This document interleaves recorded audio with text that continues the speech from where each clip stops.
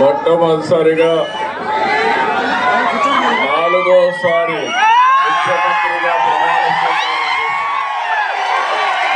తర్వాత హైదరాబాద్కు వచ్చాను. ఎన్టీఆర్ ట్రస్ట్ బిల్డింగ్కి వచ్చాను.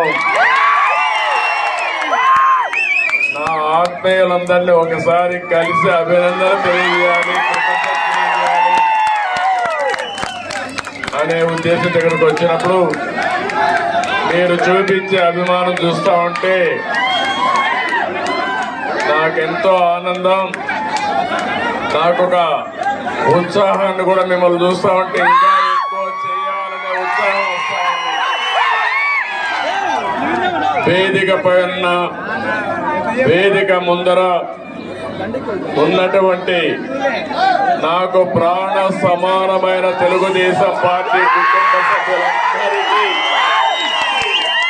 పేరు పేరున మనస్ఫూర్తిగా నమస్కారాలు, అభినందనలు. ఈరోజు ఇక్కడ మొన్న ఎలక్షన్ లో కూడా మనం పోటీ చేయలేదు, కానీ కార్యకర్తలు చూస్తే ఎక్కడి నుంచి వచ్చారో నాకు తెలియదు, కానీ ఇంత పెద్ద ఎత్తున అది తెలుగుదేశం పార్టీ బలం. నేను వచ్చింది మీ అందరికీ కూడా, మీరందరూ ప్రత్యక్షంగా పరోక్షంగా నా గెలుపు కోసం పనిచేశారు ఆంధ్రప్రదేశ్ లో. అలాంటి మీ అందరికి కూడా ధన్యవాదాలు, కృతజ్ఞతలు. ఒక్క విషయం మనం గుర్తుపెట్టుకోవాలి, మహానాయకుడు యుగ పురుషుడు నందమూరి తారక రామారావు గారు తెలుగుదేశం పార్టీ పెట్టింది ఈ గడ్డపైనే. ఆ రోజు ఆయన ఆలోచించింది ఏదో రాజకీయాల కోసం రాలేదు, లేకుంటే రాజకీయాల్ని అధికారం కోసం వచ్చి ఉపయోగించుకోవని రాలేదు. తెలుగు జాతికి అన్యాయం జరిగింది, నా జాతిని కాపాడుకోవాలని ఏకైక లక్ష్యంతో ఎన్టీ రామారావు గారు వచ్చారు. పార్టీ పెట్టిన విధానం కూడా మీరు చూశారు. ఎమ్మెల్యే క్వార్టర్ లో ఆ రోజు ఏ విధంగా అయితే 10 మందిని కలవడానికి వచ్చాడు, వస్తే పెద్ద ఎత్తున ప్రజలు వస్తే అప్పటికప్పుడే తెలుగుదేశం పార్టీని నామకరణం చేసి అనౌన్స్ చేశారు. ఈ రోజు కూడా నేను చూస్తున్నాను మనందరినీ, మిమ్మల్ని చూస్తా ఉంటే మళ్ళీ తెలంగాణ గడ్డ పైన తెలుగుదేశం పార్టీ అది స్పష్టంగా కనపడుస్తా ఉంది. మీ ఉత్సాహం చూస్తా ఉంటే ఒక విషయం మనందరం కూడా గుర్తుపెట్టుకోవాలి, ఈరోజు 2 రాష్ట్రాలు విభజన జరిగినప్పుడు కూడా నేను ఒకటే ఆలోచించాను, నాకు ఇటు తెలంగాణ అటు ఆంధ్రప్రదేశ్ 2 కళ్ళు లాంటివి. అందుకే ఆ రోజు ఒకే మాట చెప్పాను, నేను ఏ పక్క కూడా సైడ్స్ తీసుకోకుండా 2 ప్రాంతాల ప్రయోజనాల లక్ష్యంగా పనిచేసిన ఏకైక పార్టీ తెలుగుదేశం పార్టీ. తెలుగు జాతి ఐకమత్యంగా ఉండాలని ఆ రోజు ఆలోచించా, ఈ రోజు ఆలోచిస్తున్నా, నా చివరి రక్తపు బొట్టున్నంత వరకు అదే ఆలోచిస్తాను. ఇంకో పక్కన మీరు ఒక విషయం గుర్తుపెట్టుకోవాలి, తెలుగు జాతికి ఒక గౌరవం తెచ్చిన వ్యక్తి ఎన్టీ రామారావు గారు. అంత మునుపు తెలుగు వాళ్ళందరినీ మదరాసి అని పిలుస్తా ఉంటే, కాదు తెలుగు జాతి ఒకటి ఉందని ప్రపంచానికి చాటి చెప్పిన ఏకైక నాయకుడు నందమూరి తారక రామారావు గారు. తెలుగు వారికి ఆత్మ గౌరవాన్ని తెచ్చిన నాయకుడు ఎన్టీ రామారావు. అనేక సమస్యలు తీసుకొచ్చాడు, 1-2 కాదు. ఒకప్పుడు తెలంగాణలో అయితే కరణం మున్సబులు పటేల్ పట్వారి విధానం భయంకరంగా ఉంటే రద్దు చేసిన తర్వాత ఈ ప్రాంత ప్రజానీకం మాకు స్వాతంత్రం వచ్చిందని పండగ చేసుకున్న సందర్భం అది. ఈరోజు తెలుగు రాష్ట్రాల్లో బ్రహ్మాండంగా వెనుకబడిన వర్గాలు ముందుకు వచ్చారంటే అది ఎన్టీ రామారావు గారు చూపించిన చొరవ, ఆయన తీసుకున్న చర్యలేనని చెప్పి నేను మీకు తెలియజేస్తున్నా. అనేక పరిపాలనా సంస్కరణలు తీసుకొచ్చారు. మొట్టమొదటిసారిగా దేశంలోనే సంక్షేమానికి నాంది పలికిన ఏకైక నాయకుడు నందమూరి తారక రామారావు గారు అని చెప్పి మీకు తెలియజేస్తున్నా. ఆ తర్వాత ఈరోజు మనం పార్టీలో చూస్తా ఉంటే ఎక్కడ చూసినా 20 ఏళ్లైంది అధికారం పోయి 2004, ఈరోజు 2024 అధికారం పోయిందే గాని మీలో పట్టుదల రోజు రోజుకు అభిమానం పెరుగుతా ఉంది. కొంతమంది నాయకులు పోయారు కానీ కార్యకర్తలు మాత్రం పోలేదు.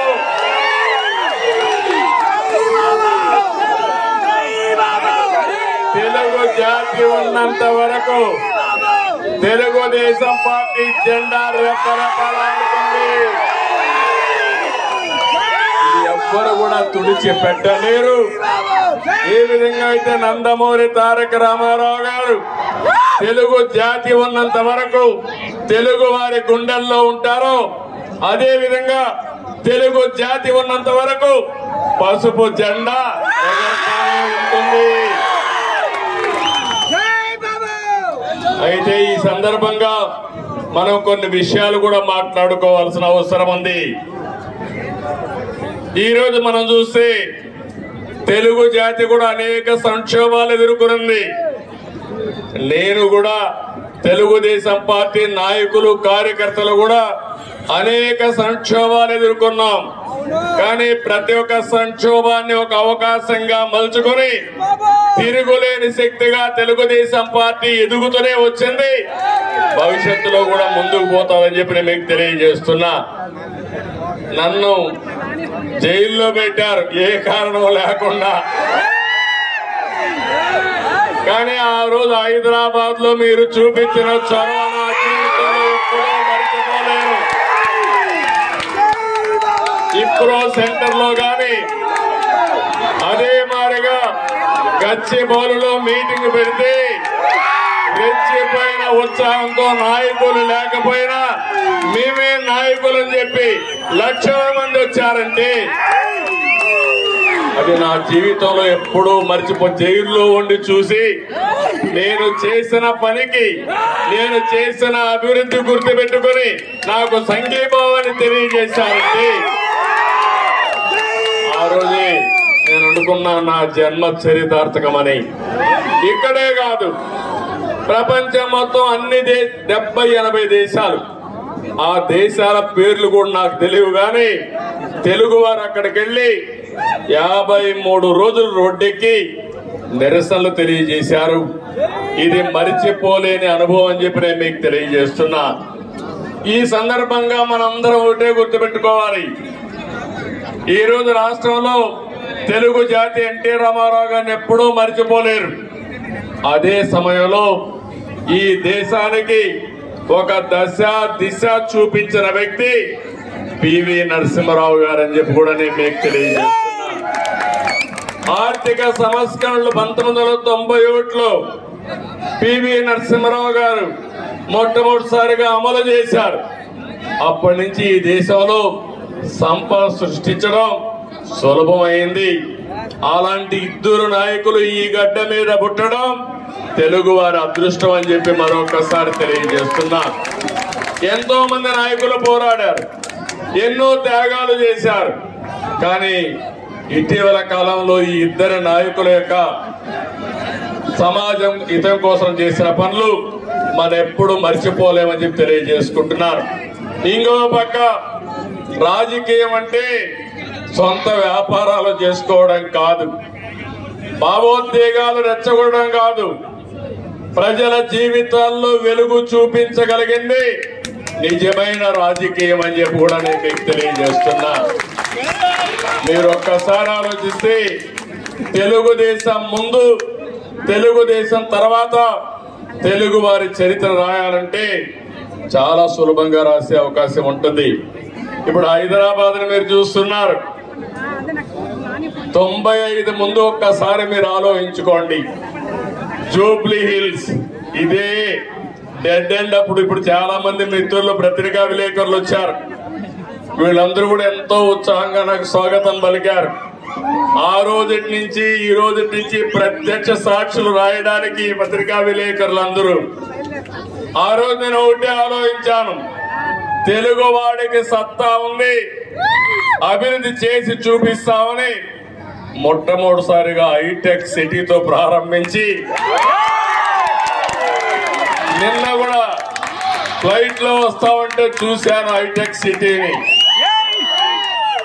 ఎంత ఆనందం కలిగిందంటే ఒక్క హైటెక్ సిటీతో ప్రారంభించిన అభివృద్ధి ఈరోజు తెలంగాణ, హైదరాబాద్ భారతదేశంలో నెంబర్ 1 అయిందంటే అది తెలుగుదేశం పార్టీ ఆ రోజు చేసిన కృషి, చూపించిన చొరవ.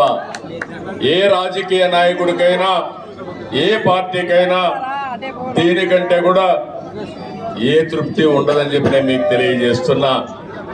ఆ రోజు చాలా మంది అన్నారు ఔటర్ రింగ్ రోడ్ 8 లేనేస్తానన్నారు. ఇప్పుడు మీరందరూ కూడా మర్చిపోవచ్చు, కొంతమంది గుర్తుండకపోవచ్చు, కానీ నా మనస్సాక్షిగా ఆలోచించినప్పుడు నేను చేసిన పని నా మనసుకు ఆహ్లాదం ఇస్తుంది, ఆనందాన్ని ఇస్తుంది, తృప్తిని ఇస్తుంది అని చెప్పి కూడా నేను మీకు తెలియజేస్తున్నా. ఒక ఎయిర్పోర్ట్ కానీ ఇవన్నీ కూడా ఆ రోజు దూరదృష్టితో ఆలోచించి మనం చేశాం. నాలెడ్జ్ ఎకానమీకి నాంది పలికాం. చాలా మంది నాలెడ్జ్ ఎకానమీ అంటే ఎక్కడన్నారు, దానికి చిరునామాగా హైదరాబాద్ తయారు చేసిన ఘనత, ప్రారంభించిన ఘనత తెలుగుదేశం పార్టీది.